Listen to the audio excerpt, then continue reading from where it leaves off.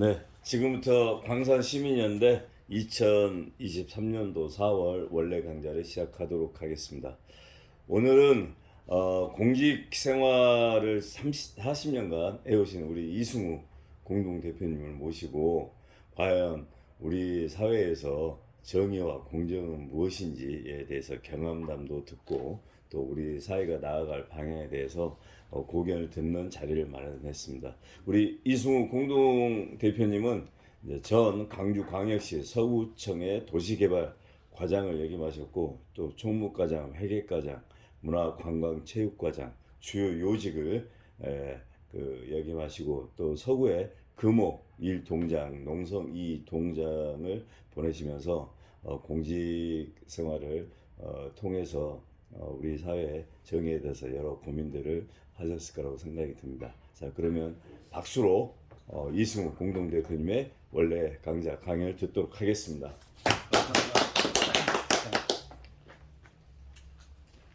안녕하십니까. 오늘 여러분들께서 보잘것없는 저의 얘기를 들어주시기 위해 함께 자리해 주셔서 너무나 감사합니다. 오늘 주제가 공직생활 40년을 통해 본 우리 사회의 정의와 공정인 걸로 알고 있는데, 제가 뒤에 할 얘기를 이해하시는데 좀 도움이 될 것 같아서 제가 살아온 과정을 좀 소개해 드리는 것이 좋겠다는 생각이 들었습니다. 저희 고향은 전남 해남이었는데 아버님 직업이 부산 미군부대 항해사였기 때문에 어릴 때부터 부산에서 성장했으며 부산상고를 졸업하였고 고등학교 3학년 때 아버님이 돌아가셨습니다. 부산에서는 많은 백고동 소리가 아버지를 많이 생각나게 하여 너무나 힘들어서 1973년 광주로 이사 오게 되었습니다. 당시 저는 이남 일녀의 장남으로 저는 대학교, 동생들이 고등학교, 중학교를 입학해야 할 상황이었는데 저는 친척들의 권유로 공주사범대학을 입학하게 되었습니다. 그런데 하숙집에서 저녁 식사가 끝나면 선배들이 하는 일이 거의 매일 밤 기타 치며 노래하고 바둑두기 등 노는데 많은 시간을 보내는 것 같았습니다. 그때 제 어린 마음속으로 많이 느꼈던 게, 저렇게 해서 어떻게 실력 있는 선생님이 될 수 있을까? 지방대학이라 향학열이 낮아 저런갑다 싶어 다시 서울에 있는 대학으로 진학해야 되겠다는 마음을 먹고 짐을 싸서 광주로 기항하여 시험 준비를 하고 있던 중 광주일보에 광주시 공무원 공채시험 공고문이 떠서 공무원이 뭔지도 모르면서 시험이니까 한번 보자고 했는데 합격 통지서가 날라와 공직을 시작하게 되었는데, 퇴직 후 세어보니 41년 3개월을 보낸 것 같더라고요. 청춘을 그러니까 공직생활에 바쳤습니다. 공직생활을 하면서 인사실무자, 인사계장, 총무과장을 맡으면서 가장 많이 취급했던 업무가 인사가 아니었나 생각합니다. 남들은 인사 업무를 보게 되면 인사의 많은 혜택을 볼 걸로 알고 매우 선호하는 업무였지만, 실상 제가 직접 인사를 해보면은 주름이 제 머리 못 깎는다는 말이 있듯이 본인이 직접 하기도 힘들고, 또 제가 보기에는 대개가 인사를 하게 되면은 청탁이 들어오는 건이 많습니다. 왜냐하면 청장한테 청탁이 들어오면은 그 쪽지가 이제 최종적으로 실무자에게 이제 내려오기 때문에 그때 보면은 그 배경을 대충 알 수 있는 것이 보면은 그 학교 선후배 관계라든가 그 당사자하고 아니면은 집안에 그 청장한테 부탁하면 청장이 좀 어려워할 위치에 있는 그 말하자면 백이 있는 사람, 힘이 있는 사람 그 두 가지를 통해서 그 청탁을 많이 해서 또 인사가 이루어졌다시피 했습니다. 근데 아까 제가 말씀드렸다시피 저는 집안 외갓집이나 큰 집도 모두 이렇게 농사짓는 분들만 계셔갖고 백 쓸 사람도 없고 또 학교도 학연 관계도 제가 이제 부산에서 다녔기 때문에 학연 관계도 전혀 해당이 없었습니다. 그걸 또 백을 청탁을 하고 할 배경도 안 되겠지만은 저희 또 성격이 남에게 아쉬운 소리하고 내 모양이 맞지 않게 능력은 되지도 않으면서 자리를 부탁한다든가 승진을 부탁한다든가 이런 것은 또 제 또 자존심이 또 허락하지 않았습니다. 그래서 그런 그 핵심 부서에서도 많이 근무했지만은 그 공직생활 41년 이상 하는 동안에 인사청탁이라고는 한 번도 해보지를 못했습니다. 못 해보기도 하고 안 했다는 표현도 맞을 것 같습니다.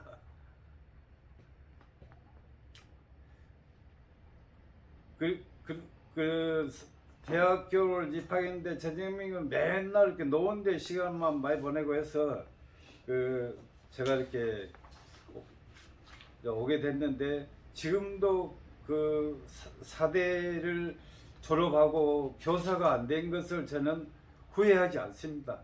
이제 교사들을 여러 가지 형태를 많이 봐오고 했기 때문에.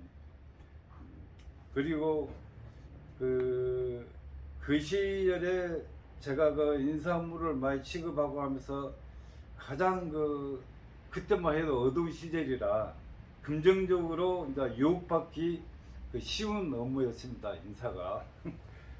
지금도 하지만 지금도 제가 자신 있게 얘기할 수 있는 것은 금전에 대해서 제일 무서워했고 또 대신 각종 민원은 항상 역지사지 정신으로 민원의 입장에서 처리를 해왔습니다. 그리고 또 정부에서 이렇게 처음 시행하는 정책 업무들이 이제 많이 있습니다. 근데 그런 업무가 이렇게 구청까지 이렇게 시달이 되게 되면은 꼭 그때 처음 시작한 업무는 저에게 이렇게 맡기고 있습니다. 아마 그것은 구청장이 볼 때는 이제 신뢰를 쌓았기 때문에 믿기 때문에 그런 업무가 있을 때마다 주요 업무를 저에게 이제 맡기지 않았나 이렇게 생각합니다. 그래서 이제 했는데 제가 이제 원한 것보다는 구청장이 이제 그때 저를 그 자리에 이제 지명을 했기 때문에 제가 그런 처음 이렇게 시작하는 업무를 많이 맡지 않았나 생각하고 기억나는 이제 업무로는 저희 나라가 공공근로 사업도 처음으로 시작했잖아요. 그때도 저보고 상황실장을 겸임해서 제가 이제 총무과에서 개장을 하고 있을 텐데 공공근로 상황실장과 겸임해서 좀 맡으라고 해서 맡아가지고 처음에는 상당히 일도 많고 처음 한 업무라 그 전임자가 해놓은 서류도 하나도 없고 그러니까 무에서 유를 서류를 만들어내고 창조하니까 엄청 힘들었죠. 그리고 또 이 공공근로사업 취지를 모르고 또 민원인들은 하루면은 매일 이렇게 한 20-30m 줄을 서서 민원들이 이제 항의를 하고 항의하는 이유는 주로 뭐냐?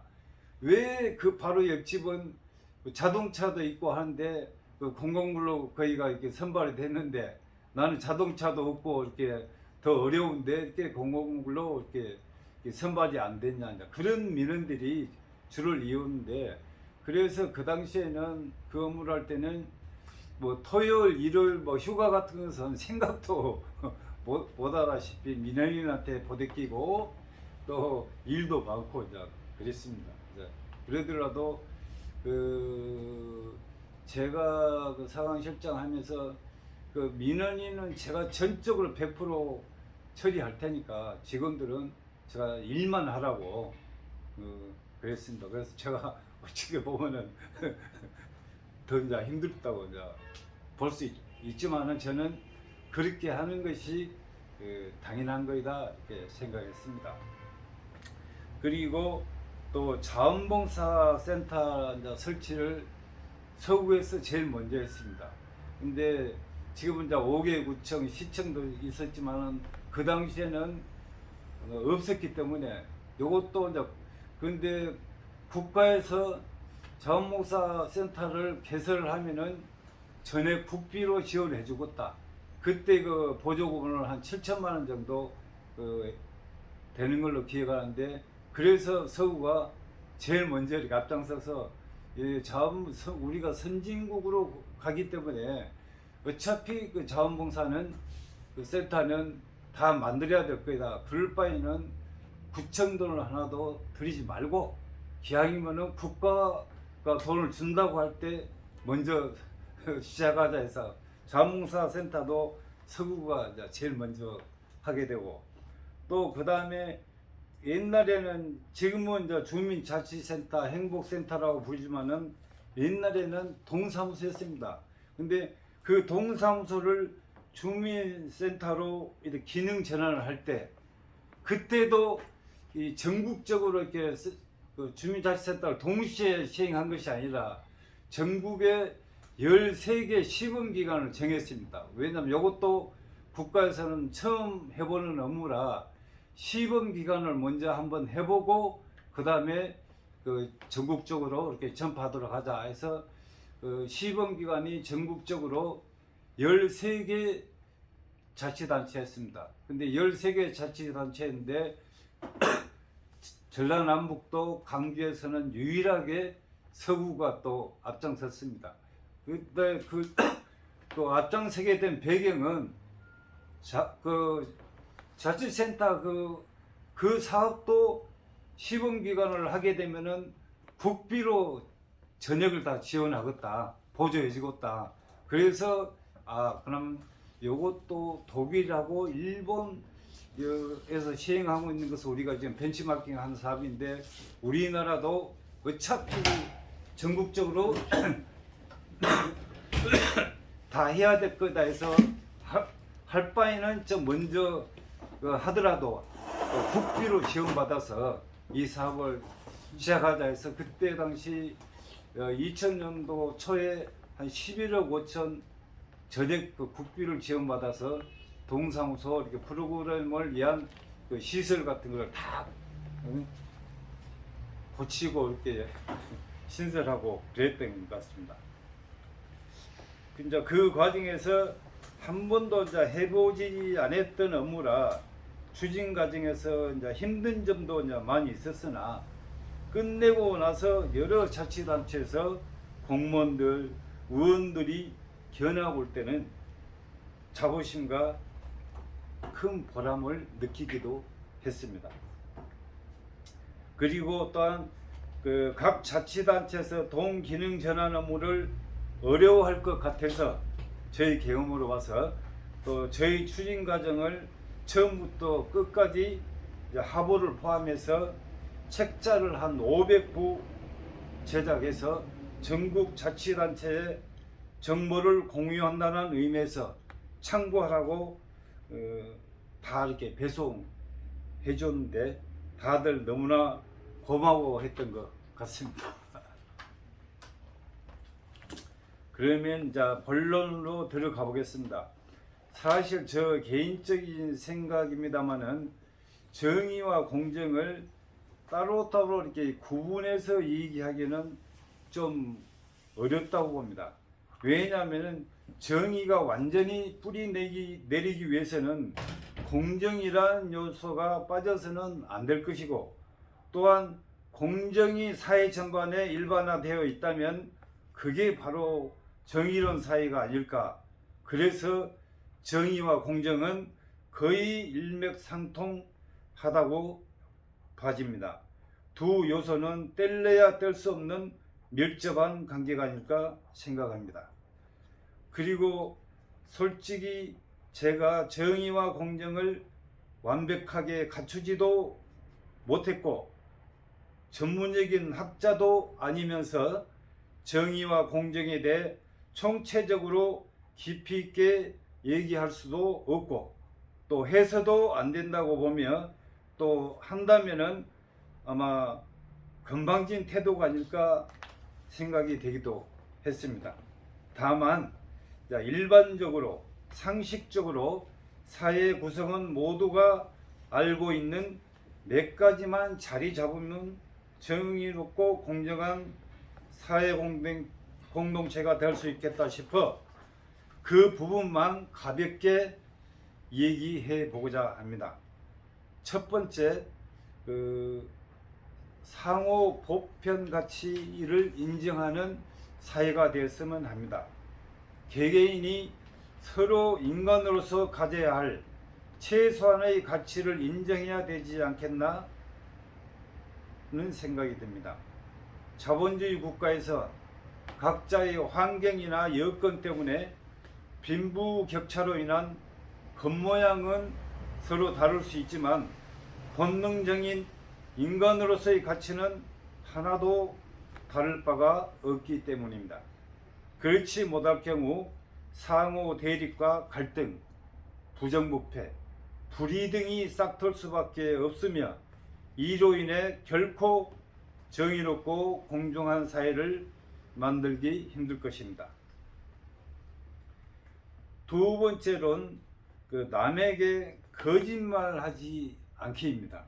우리가 사기라고도 이제 하는데 근래에 보면은 부동산 투기 또 상위층 자녀의 허위 스펙을 통한 부정 입학 또 최근에는 대규모 전세 사기 등으로 크나큰 사회적인 문제를 만들어 가지고 많은 사람을 고통스럽게 하고 심지어는 귀중한 생명까지 잃게 하는 소식을 많이 접하게 되는데 이를 두고 그럴 수 있겠다라고 감히 말할 수는 없을 것입니다. 정치인의 공약 미행도 일종의 거짓말에 속한다고 보기 때문에 약속할 때는 이행이 가능한지 또 그 과정 속에 어떤 어려움이나 장애는 없는지 또 있다면은 해결할 수 있는 방책을 있는지 약속하기 이전에 면밀한 연구와 고민이 있은 뒤에 약속을 해야 될 것으로 봅니다.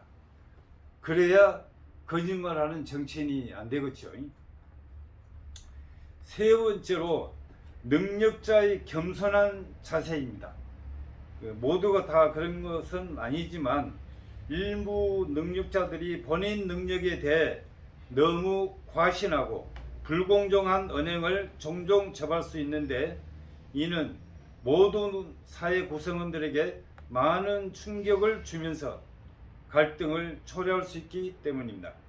예를 들어보면 각 분야에 많은 능력자들이 있지만 프로 스포츠가 발달되어 있는 미국에서 인지도가 높은 스포츠 중 유명 프로야구나 농구 선수는 1년에 1천억이 넘는 수익을 창출하는 것으로 아는데 만약에 이런 선수가 자만에 빠져 반사회적인 행동을 한다면 이 또한 불공정에 대한 불만을 만들어낼 것이고 결코 공동체 생활에서 많은 악영향을 미치게 될 것입니다.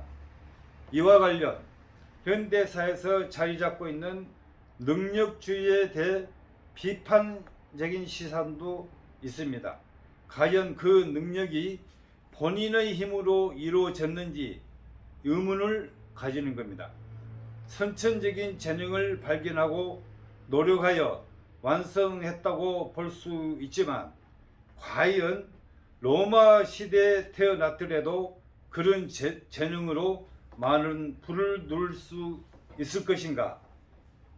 아마 지금 시대에 태어난 것이 운이 좋아서 내가 누리고 있다고도 볼 수 있겠습니다. 그래서 재능 발견도 여건이 뒷받침돼야 하기 때문입니다. 재능을 발견했다 치더라도 상황과 환경이 돼야 하고 척박한 환경에서는 발견할 수도 없고 발견했더라도 교육을 받아야 하기 때문에 과정에 불공정이 존재한다고 볼 수 있기 때문이라 생각합니다. 네 번째는 과한 욕심 버리기입니다. 매사에 너무 과한 욕심은 아니한마 못하다는 얘기가 있습니다. 이는 과한 욕심으로 인해서 정의나 공정에 반하는 일이 많이 발생한다는 뜻이 되겠습니다. 물론 주변 여건이나 상황을 감안한 적당한 욕심은 있어야 될 줄 압니다. 그로 인해서 개인이나 사회의 발전을 도모할 수 있기 때문입니다. 다섯 번째, 남의 것 훔치지 않기입니다. 우리가 심하게 표현하자면 도둑질이라고도 하지요. 종종 우리가 들을 수 있는 얘기가 중소기업의 아이디어를 대기업에서 탈취한다거나 상품의 모조품을 생산하여 진품으로 속여 판다든가 또 논문 표절을 해서 자기가 맞는 것처럼 한다든가 그런 사례들이 있는데 세상에는 비밀이 있을 수 없다고 결국은 발견이 될 것이며 훔친 자의 아픔은 물론이고 잃어버린 자의 충격은 더 클 수밖에 없기에 정의롭고 공정한 사회에서는 결코 있어서는 안 될 일입니다. 여섯 번째, 바른 말을 할 줄 알아야 합니다. 바른 말이란 다시 말하자면은 윗분들에게 직언을 할 줄 알아야 한다는 뜻도 될 수 있겠습니다. 동서양의 역사를 살펴보면 아부꾼들을 가까이에 많이 둔 왕들은 결코 성공하지 못했고 종말이 아름답지 못했습니다. 왜냐? 아부꾼은 왕에게 절대 모든 사실을 정확하게 얘기하지 않고 사실을 왜곡하고 귀에 듣기 좋은 달콤한 얘기만 골라서 하게 됩니다. 그 결과 귀와 눈이 멀어진 왕은 현실과 맞지 않는 지시와 명령을 하게 되고 이로 인해 많은 백성들은 많은 고통과 불만이 쌓여 결국 분노로 변질되고 인해서 저항하게 되고 결국은 나라를 망치게 되는 것입니다. 현대사회는 또 마찬가지로 상사나 사장, 기관장이 지시하더라도 정의나 공정에 크게 벗어난 경우에는 정중히 바른 말과 함께 거절할 줄 알아야 합니다. 그렇지 않을 경우 본인은 물론 회사 전체가 큰 타격을 받기 때문이고 사고 후 몇 번을 후회해봤자 아무 소용이 없으며 기차 떠난 뒤 손 흔드는 모양새가 되는 것입니다. 이와 관련해서 저희 또 경험담을 한번 얘기해 보고자 합니다. 아마 1993년도 일로 제가 인사 실무자 때 일이었습니다. 그때는 대개 구청이나 이렇게 구성된 인적 요인을 보면은 정규직 또 기능직 지금은 공무직이라고 부르는데 그때는 일용직 이렇게 세 개 파트로 이렇게 많이 이루어져 있습니다. 근데 대개 기능직 일용직을 채용할 때는 그냥 자체적으로 특채를 해서 많이 채용했습니다. 근데 특채를 하는 방법은 특채도 누구를 이렇게 찍어 놓고 그 면접 본다고 하지만 형식적으로 이제 그 과정을 치르게 하고 이렇게 채용하다시피 했습니다. 그런데 그런 과정에서 그 채용자들이 대개가 어떤 경우냐 하면은 그 자치단체장들이 선거 때 많이 캠프에서 협조했다든가 그 선거하는 데 많은 도움을 줬다든가 이런 분들 자녀나 친척들이 이제 많이 이렇게 채용하게 됩니다. 그러니까 일종의 전리품 식으로 관리하다 보니까 그 필요 없는 자리가 엄청 많이 늘어났습니다. 또 그 다음에 또 새로운 청장이 모이면은 또 그 사람도 선거 때 많이 협조했던 사람들 또 몇 자리 이렇게 심어야 될 것 아닙니까? 그렇다 보니까 이 청장 때 몇 사람, 저 청장 때 몇 사람, 그래서 필요 없는 게 숫자가 많이 늘어나서 깊이 들여다 보면은 아마 정리해야 해도 되는 그런 그 인원들이 상당수 있지 않을까 저는 생각하게 됩니다. 어떻게 보면 그것도 이제 불공정에 해당되겠죠. 그와 마찬가지로 그런 보통 그 상황이었는데 그때 서구 관내에 각 동사무소마다 청소 차량 20대하고 거기 따른 운전기사 20명이 신규 티오로 발생했습니다. 근데 그럼 또 채용을 해야 될 것 아닙니까? 근데 어느 날 총무과장이 제가 이제 인사 실무자인데 나를 이렇게 부르더만은 제가 근데 사실 그 서랍에가 이력서가 한 53장이 있었거든요. 53장을 그 형태를 보면은 검찰청, 경찰청, 뭐 신문 기자, 심지어 구의원 그 백들이 전부 다 만만치 않은 그 숫자예요. 53장이.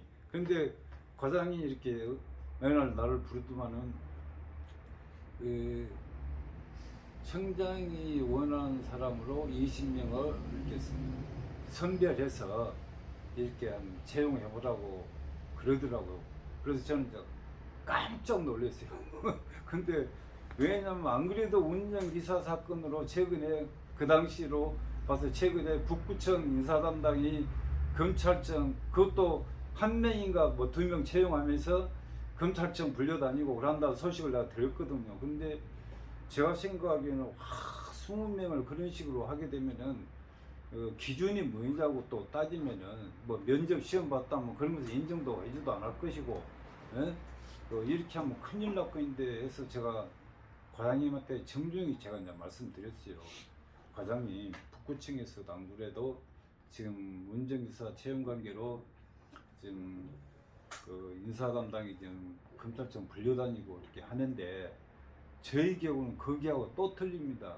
근데 제가 지금 가지고 있는 이력서가 53장인데 이 사람들이 전부 다 그냥 그 만만치 않은 그 힘을 가지고 있는 사람들이고 한데 여기서 청장님 그 원하는 대로 20명을 이렇게 추려내고 그래서 채용하게 되면은 나머지 33명이 가만히 있겠습니까? 또 그래 달라들고 할 때는 사람이 다 뭉치게 돼 있습니다. 그러면은 33명이 그 뭉쳐갖고 달라들면은 감당할 수 있는 방법이 없다고 생각하는데 과장 제가 그 청장님 그 지시를 내가 거절하겠다는 것이 아니고 그 한꺼번에 이렇게 그 나머지 33명이 달라들었을 때 어떻게 방어를 할 수 있는 방법이 있겠는가 그 방법만 제에게 제시해 주면은 제가 얼마든지 그 청장님 그 지시대로 따르도록 하겠습니다. 근데 그 방법이 있으면 저한테 얘기해 주지 않는데 근데 뭐 그 방법이 있을 수가 있어야지. 그래서 이제 결국 나보고 그럼 어떻게 했으면 좋겠냐 해서 자 그러면은 어찌됐든 이 53명에게 그 똑같은 공평하게 기회를 제공해야 된다고 봅니다. 그러면은 그 제공하게 되면은 그 어떻게 할 계획이냐? 그때는 이제 구체계가 고시 개념이 없었습니다. 그러니까 어차피 시청 고시계도 협조 요청을 해야 되는데 과장님 제가 그러면은 시청 고시계에다가 이렇게 협조 요청을 해서 그 시험을 그 출제를 해서 필기 시험을 이렇게 봐서 성적선으로 20명을 뽑는 방법이 제일 사고도 안 나고 공정한 방법이라고 생각합니다. 그러니까 그렇게 하자고 해서 제가 또 이제 그 면접위원들은 그럼 시험 과목을 어떻게 했으면 좋겠냐. 시험 과목은 운전기사도 공무원 아니겠습니까? 공무원이라고 하면은 우리나라 역사에 대해서는 기본적인 것을 좀 알아야 되지 않겠습니까? 예. 그리고 또 일반 주민들과 이렇게 대화도 이렇게 많이 할 수 있는데 또 너무 그 상식이 없다든가 하면은 그 문제가 있고, 그래서 또 운전이기 때문에 도로교통법은 또 필수적으로 하고, 그래서 국사하고 상식하고 일반 상식하고 도로교통법 이 세 과목을 필기시험으로 치르게 되면은 53명 중에서 23명이 딱 선별이 되게 될 겁니다. 그래서 또 이제 그 축제위원들도 선발해갖고 제가 이제 고시 편집실 들어가면 그 축제를 들어가면 이제 전화도 안 되고 아무것도 못 해요, 저녁에. 그래서 딱 박스에다가 그날 저녁에 그 식재료 다 이렇게 싸고, 또 과장님이 옛날에는 오락 문화가 많이 없었기 때문에 옛날에는 이제 하투 같은 걸 이제 많이 쳤는데 또 과장님이 하투를 좋아했어요. 그래서 또 하투 한무 딱 하고 잔도 이렇게 딱 좀 담아가지고 과장님 그 축제 끝나고 심심하시면은 요 가지고 노시라고 좀 넣습니다. 해갖고 딱 싸갖고 고시 편집실 딱 넣고 딱 키 채우고, 그리고 또 주문을 했죠.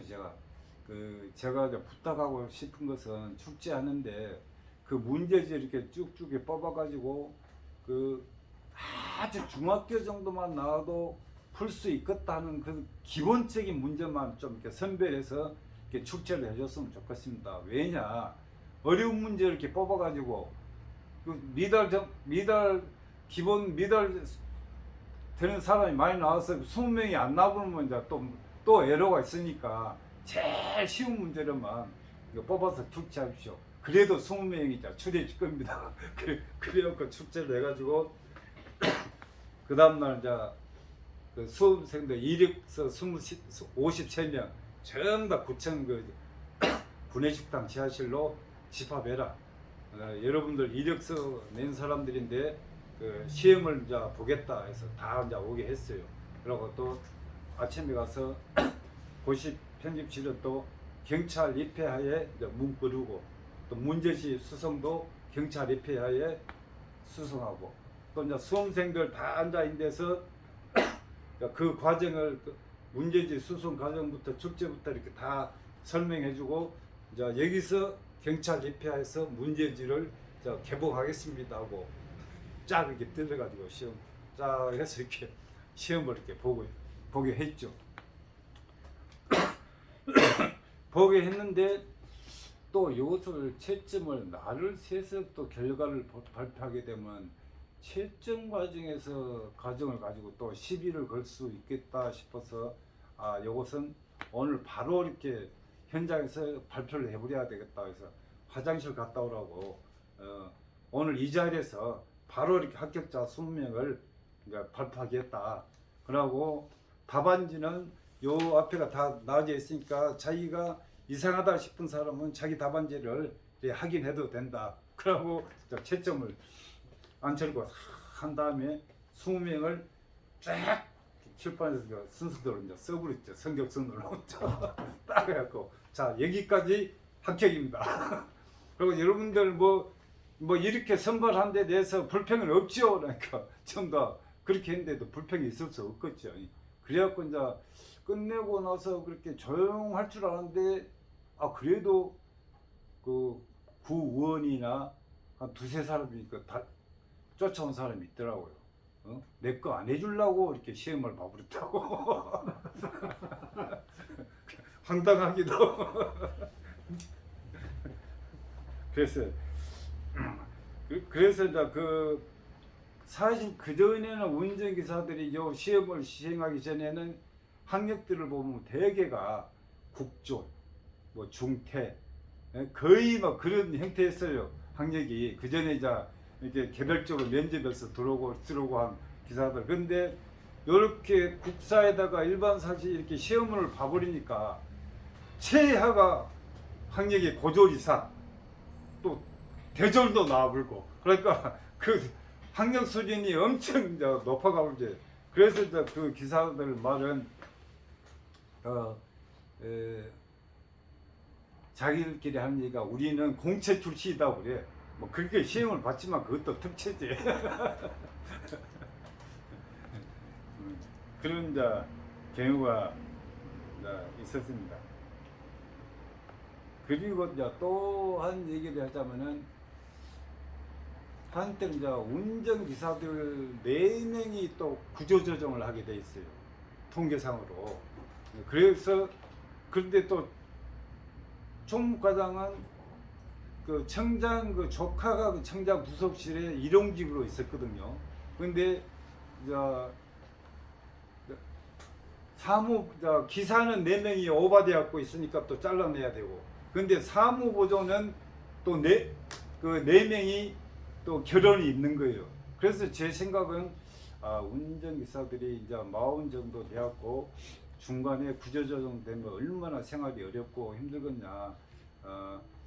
그 워드 자격증은 이제 사무보정 워드 자격증이 있어야 돼요. 워드 자격증을 기사들한테 따도록 해가지고 그 워드 자격증을 취득한 사람을 사무보조로 이렇게 내오게 되면은 한 명도 희생 안 하고 이렇게 처리할 수 있겠다. 그 마음을 난 속으로 마음 먹고 있었는데, 이것은 내가 이제 인사회장 때 얘기인데, 근데 이제 과장은 그 통계만 보고 청장실로 바로 이제 간 거예요. 우리하고 이제 의논도 안 하고 청장한테 가서 뭐라고 얘기했냐면은 이번에 그 조카를 이제 일용직으로 있는데 기능직으로 사무보조로 이렇게 만들란다고 그렇게 얘기하고 이제 내려온 거예요.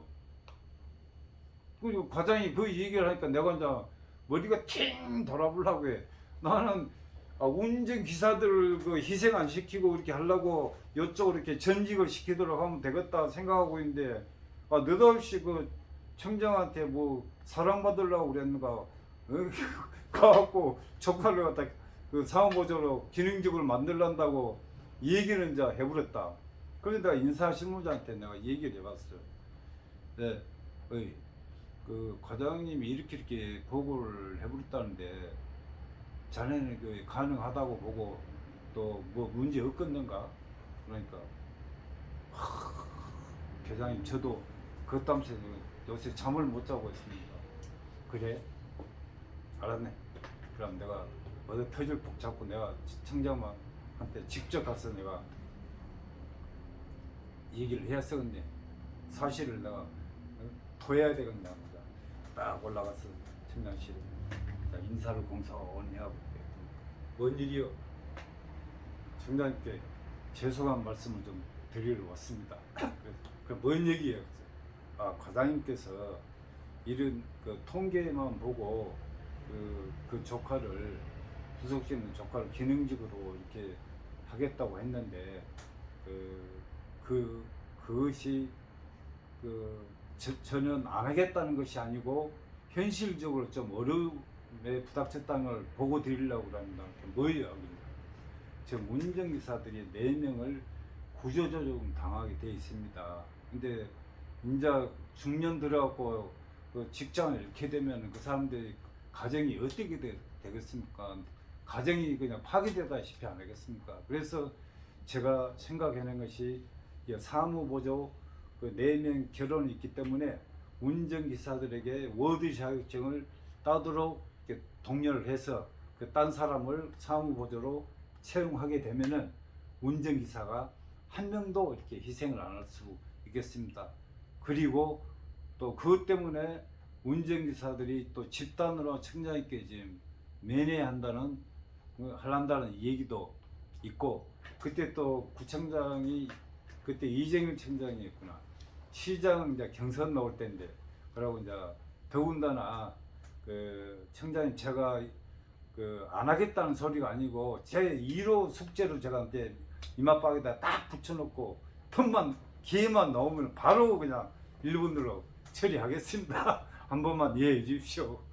그리고 또 더군다나 청장님 또 큰 일도 앞두고 있는데, 그럴 때는 혹시 이렇게 그 직원을 희생시키면서 조카를 이렇게 그 기능직으로 이렇게 채용했다 하면은 상대방에게는 큰 그 공격의 무기가 또 될 수도 있어 경선 과정에서 청장님이 큰 타격도 입을 수 있다고 생각합니다. 그래? 그럼 자네 생각대로 해. 그래 자꾸 이제 인사감당한테 내가 청장님한테 해결하고 왔네. 이렇게 진짜로요? 아이고 이제 발표까지 하겠습니다 하고 그런 일도 이제 있었습니다. 그래서 저는 뭔 사항이 있으면 주저하고 이렇게 꼼치고 안 하고 바로 그냥 얘기를 해요. 사실대로 이렇게 됐습니다. 좀 이해를 구할 것은 이제 이해를 구하고 그렇게 얘기를 하고, 의외로 그랬더만은 그 당시 이제 이정일 청장이 퇴직 후에 그 하신 말씀이 나오자 식사문 할 기회가 있었는데 나보고 하는 얘기가 또 자네는 참 그 정의롭고 거짓말 안 하고 정의롭고 해서 참 내가 좀 신뢰했다, 그 얘기도 하게 되더라고요. 또 이제 마지막 7번째, 역지사지의 정신이 좀 필요하지 않겠나. 요즘 우리 주변을 살펴볼 때 너무 심하게 자기 의견만을 주장하고 상대방과 크게 다투는 경우가 있습니다. 이것은 결코 바람직하지 않은 자세로 사람에게는 공통점도 많지만은 다양성도 함께 존재하기 때문에 매사의 의견이 일치할 수는 없습니다. 나의 의견도 중요하겠지만 상대방의 입장에서도 한번 생각해보고 서로 신뢰감을 가지고 대화를 나누다 보면 공통분모를 찾을 수 있는데, 이렇게 하여 서로 윈윈할 수 있는 방법을 모색하는 게 보다 나은 세상을 만드는 첩경이 아닐까 생각됩니다. 그리고 정부가 어려운 계층에게 많은 복지 정책을 펼치지만 정부의 힘만으로는 부족한 부분이 있습니다. 이럴 때 가진 자들이 없는 자들에게 보다 많은 관심과 도움이 필요하지 않나 생각합니다. 인간 생활의 최종 목표는 행복이라고 보는데, 상호 호혜관계를 가지게 된다면 모든 사회 구성원들이 각자 행복의 크기는 다르겠지만 행복을 함께 공유할 수 있는 기회를 만들 수 있지 않겠나 여겨집니다. 또 여기서 저희 경험담을 한번 해보고자 합니다. 아마 2005년 6년쯤이니까 제가 금호일동장 재임 시절입니다. 저는 어디 부서를 옮길 때마다 그 업무에 대해서 이렇게 소상히 좀 살피는 습관이 있고, 또 관내 습관이 있는데 꼭 반드시 전임자가 해놓은 서류를 보고 꼭 그대로 이렇게 하는 경우도 있겠습니다. 절대 그대로 하지 않고 뭔가 더 좋은 방법, 민원이 더 편리한 방법이 없겠는가 항상 고민하고 연구를 했는데, 또 그렇게 하니까 좋은 방법이 또 나오더라고요. 발견이 되고 또 그렇게 막 일을 또 처리했는데, 근데 이제 금호일동을 재임해서 이제 가만히 보니까 관내에 이렇게 영세민 집단 아파트가, 시형 아파트가 있어요. 그 서구 관내 구계동에서 상무 2동하고 금호 1동이 그 집단 그 영세민 아파트가 있습니다. 그러니까 실제로 어려운 세대가 또 많더라고요. 아마 그때 보니까 도움을 받아야 할 세대가 한 1,500세대, 그 인구수는 한 2,700명. 그렇게 상당히 의외로 그 가난한 사람들이 많더라고요. 그래서 가만히 이렇게 생각해서 그러면은 이 동네에서는 무엇을 해야 될까 생각하다가 딱 떠오른 것이 사랑의 쌀디지라는 그 이름으로 쌀디지를 그 어려운 사람들이 많이 사니까 현관에다가 입구에다가 놔두고 쌀을 언제든지 이렇게 퍼갈 수 있도록 하는 그 시책을 하면 좋겠다는 생각이 팍팍 오르더라고요. 그래서 사회복지 그 담당 직원들이 한때 내가 물었어요. 불러서 난 이런 그 일을 한번 해보고 싶다. 그러니까 사회복지 직원들은 과장님 동장님 쌀은 어떻게 해결할 겁니까? 그 당시에는 그런 쌀 전달하고 하더라도 일회성으로 많이 했거든요. 한 20-30보 해서 나눠주고 그걸로 끝나고 했는데 저는 그 방식이 아니고 항상 그 현관 앞에 쌀 뒤져 쌀을 채워놓고 필요한 사람 언제든지 와서 퍼갈 수 있도록 좀 바꿨어요. 그래서 이제 명칭은 사랑의 쌀 뒤지다고 했는데 강주시에서 제일 먼저 최초로 그 사업을 이제 벌이게 됐죠. 그래서 그 당시에 뭐 KBS, MBC, KBC 뭐 방송국 물론이고 각 막 신문사에서도 대대적으로 이렇게 보도가 되고 히트를 쳤던 그 상품이었습니다. 그리고 그걸 이제 하다 보니까 소문이 많이 나니까 또 한 번은 닭 회사에서 우리 닭도 이렇게 쌀같이 이렇게 좀 하면 안 되겠냐 그랬는데 아이고 얼마든지 뭐 환영하지요 했더만은 딱 한 달에 닭 40마리를 해서 이렇게 보내주더라고요. 그래서 냉장고에 딱 넣어놓고 이제 현관에서 이렇게 쌀 이렇게 딱 떠가시는 분이 보이면은 얼른 또 쫓아와서 닭 한 마리 담아가지고 이제 드리면서 여기서 국물 내서 드십시오. 그러면은 한 손에는 그 닭, 한 손에는 쌀. 그런 모습을 보니까 참 그 보람도 느끼고 이 사업을 시작하기를 잘했다 이런 생각이 들더라고요. 그래서 또 그 주민자치위원회나 그 사회복지 직원들은 한번 나에게 쌀 뒤지를 현관 밖에 내놓고 하면 그 해당 안 되는 사람들이 많이 퍼가고 그러니까 사무실 안에다 넣어놓으면 어쩌겠냐 그런 의견을 제시하더라고요. 그래서 저는 절대 반대했습니다. 내 생각은 그렇지 않다.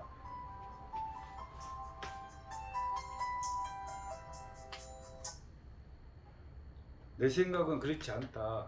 그러면은 내 생각, 내 얘기를 한번 들어봐라. 그럼 쌀 좀 들어오려면은 동사무소 직원들 얼굴 다 쳐다보이고 하지 않느냐. 우리가 쉽게 해서 쪽팔린다는 소리 안 하느냐. 그것은 나는 안 맞다고 생각하고, 그리고 또 좋은 일을 이렇게 하고자 할 때 너무 사람을 의심하고 이러면 좋은 일을 할 수가 없다.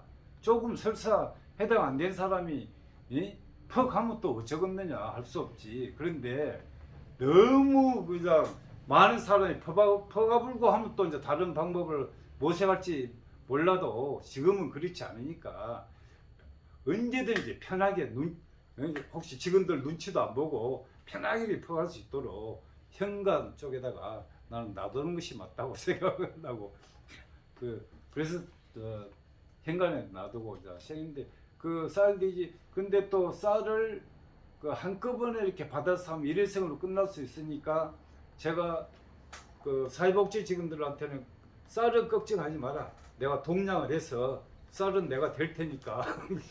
그래서 어떻게 했냐면은 쭉 관내 이렇게 특히 이제 약국이나 병원 이런 데를 이제 큰 식당이나 방문하면서 이제 약국 병원 가서는 우리 이렇게 뒤에 시형 아파트, 영세면 아파트가 있는데 아무래도 생활이 어렵고 하면 더 건강이 안 좋지 않느냐. 그러니까 병원, 약국을 더 많이 이용한다 생각하는데 이런 사업을 하니까 조금 이렇게 도와줬으면 쌀 한 푼도 좋으니 도와줬으면 좋겠습니다. 단 일회성으로 안 끝나고 매달 똑같은 그 양으로 이렇게 도와줬으면 좋겠습니다. 그래갖고 이제 다 이렇게 쭉 했어요. 이제 그러다 보니까 쌀이 안 떨어지고 지금도 왕성하게 그것이 이제 운영되고 있더라고요. 그러다 보니까 아까 답도 그랬지. 또 그 한방병원에서 또 제의가 드는 것이 1년에 한 300만 원 좀 지원하고 싶은데 그 어디 뭐 좋은 일을 할 수 있는 방법이 없겠냐 해서 또 생각하니까 또 이제 영세면 아파트예요. 대개 우리가 이사 가고 이렇게 막 하면은 집들이를 이렇게 많이 하게 되잖아요. 근데 그 사람들은 환경이 어렵고 그러다 보니까 집들이나 뭐 누구 손님이 찾아오고 이사를 해도 이런 것은 상상할 수가 없죠. 그래서 내가 거기를 딱 착안해서 그 시형 아파트 거기가 한 달이면 몇 세대나 이렇게 전입을 오냐 하니까 한 6세대 전입 온다더라고요. 그래서 내가 계산을 탁 해보니까 딱 맞아떨어지더라고. 300만 원이면은 한 집을 방문할 때 5만 원어치 물건을 사면 딱 맞아떨어지겠대서 그래 이 사업을 한번 하자 해갖고 이제 5만 원어치 뭐 비누라든가 이렇게 집들이 하듯이 사가지고 저하고 이제 직원들이 그 집을 찾아가서 우리 동네 이사 오신 것을 너무나 환영합니다. 라고 지금은 이제 어렵고 하시겠지만은 뭐든지 그 애로사항이 있으면 이제 일일이 연락해 주시고 그 안내 그 전화를 또 딱 방에다가 탁 붙여주고 일일이 연락하시면은 바로 달려오겠습니다. 그랬더만은 한 집 두 집 하고 했더만은 그 주민들 하는 말이 그 평소에 외로웠다 하더라고요. 이사를 하고 해도 누구 찾아오는 사람도 하나도 없고 그랬는데 그래도 동사무소에 이렇게 직원들이 찾아와서 이렇게 물건까지 이렇게 전달하고 격려해주고 그래서 너무나 이제 고맙다 이런 얘기도 이제 많이 듣기도 했습니다. 그래서 이런 게 다 소소하지만 역지사지의 정신이 있었기에 가능한 일이었다고 저는 생각하고 있습니다.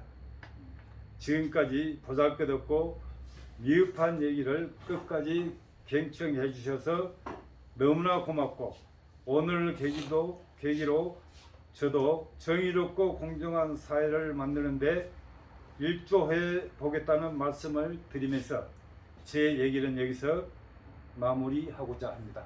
감사합니다. 네, 감사합니다. 대단하십니다.